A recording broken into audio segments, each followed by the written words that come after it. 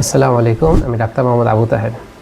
প্রিয় দর্শক, ইনকিলাব মঞ্চের মুখপাত্র শরীফ ওসমান হাদি গত 12 ডিসেম্বর দুর্বৃত্তগুলিতে মারাত্মকভাবে আহত হয়।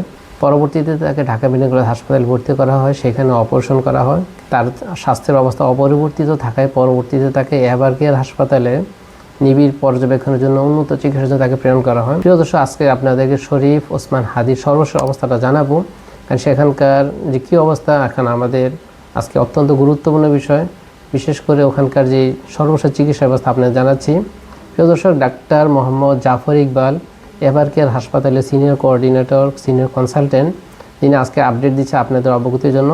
তার সর্বশেষ অবস্থা আপনাদেরকে জানাচ্ছি।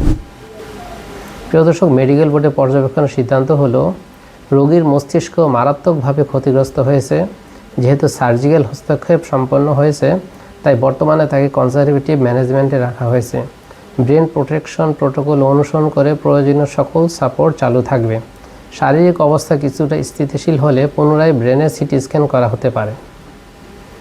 2. ফুসফুসে ইনজুরি বিদ্যমান রয়েছে। চেস্ট ড্রেইন টিউব দিয়ে অল্প পরিমাণ রক্ত নির্গত হওয়ায় তা আপাতত চালু রাখা হয়েছে। ফুসফুসে সংক্রমণ ও ARDS প্রতিরোধের বিষয়ে সর্বোচ্চ সতর্কতা অবলম্বন করে ভেন্টিলেটর সাপোর্ট অব্যাহত রাখা হবে। 3. কিডনির কার্যক্ষমতা বর্তমানে ফিরে এসেছে। এটি বজায় রাখার জন্য পূর্ব নির্ধারিত ফ্লুইড ব্যালেন্স যথাযথভাবে চালিয়ে যাওয়া হবে। 4. পূর্বে শরীরে রক্ত জমাট বাঁধা ও রক্তক্ষরণের মধ্যকার অসামঞ্জস্যতা দেখা দিলেও বর্তমানে তা অনেকটাই নিয়ন্ত্রণে এসেছে। এই অবস্থার সার্বক্ষণিক মনিটরিং করা হচ্ছে এবং প্রয়োজন অনুযায়ী রক্ত ও রক্তজাত উপাদান সঞ্চালন অব্যাহত থাকবে। 5. ব্রেন স্টেম ইনজুরির কারণে রক্তচাপ ও হৃদস্পন্দনের উঠানামা লক্ষ্য করা যাচ্ছে। রক্তচাপ নিয়ন্ত্রণে বর্তমানে যে সাপোর্ট দেওয়া হচ্ছে তা চলমান থাকবে। হৃদস্পন্দন বিপজ্জনকভাবে কমে গেলে তাৎক্ষণিকভাবে টেম্পোরারি পেসমেকার স্থাপনের জন্য সংশ্লিষ্ট টিম সম্পূর্ণ প্রস্তুত রয়েছে। 6.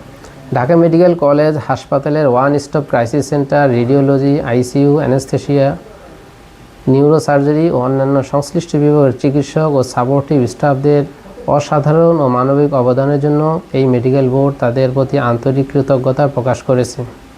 7. বর্তমানে রোগীর সার্বিক অবস্থা অত্যন্ত আশঙ্কাজনক। দর্শক, এই হলো সর্বশেষ অবস্থা। শরীফ ওসমান হাদির সর্বশেষ অবস্থা আপনাদের জানিয়ে দিলাম। আমরা আপনাদেরকে প্রতিদিন আপডেট দিব, তার সর্বশেষ অবস্থা জানাবো। প্রিয় দর্শক, তার অবস্থা অত্যন্ত আশঙ্কাজনক, যেহেতু তার মাথার ডান দিকে গুলি ঢুকে বাম দিকে বের হয়ে গেছে। তো বুঝতেই পারছেন তার ব্রেনের উপর কী পরিমাণ তার ক্ষতিগ্রস্ত হয়েছে। যে প্রিয় দর্শক, আপনারা আপনাদের ভিডিওটাকে দেখবেন, আপনারা শেয়ার করে দিবেন, বেশি বেশি মানুষদের দেখতে পারে, তার অবস্থা জানতে পারে। পরবর্তী ভিডিওর জন্য আপনাদের চ্যানেলকে সাবস্ক্রাইব করবেন। আমরা আপনাদেরকে নতুন ভিডিও দিয়ে আপডেট দিব। ধন্যবাদ।